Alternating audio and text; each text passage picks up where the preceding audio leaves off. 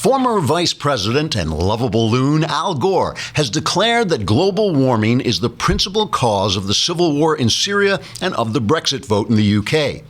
Oh, really? Weird Al made the comments during an interview in London. Then he spun the propeller on his striped beanie and predicted that if he got it going fast enough, he'd be able to fly around the room and cool the atmosphere at the same time.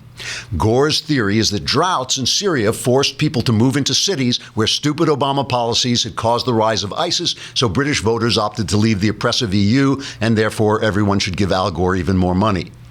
Something like that. Wiping the drool from his chin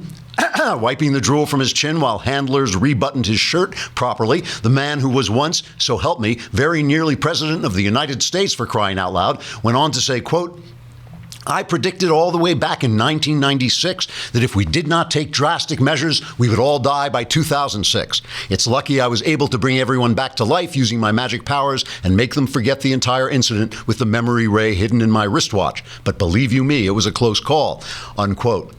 Gore's amazing ability to predict environmental disasters makes him only the latest in a long line of environmental disaster predictors whose uncanny accuracy and exactitude are matched only by the absurdity of their gibberish.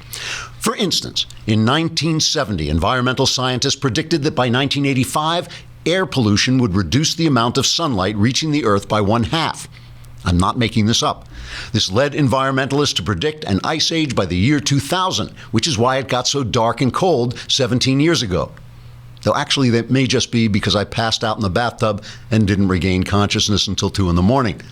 Then, of course, there was the prediction that the world would experience a population bomb. In this scenario advanced back in the 1960s, population was going to increase so fast that soon people would swarm through our cities like locusts, devouring everything in their path, including other human beings, unless Brad Pitt could make it to Wales and find the cure.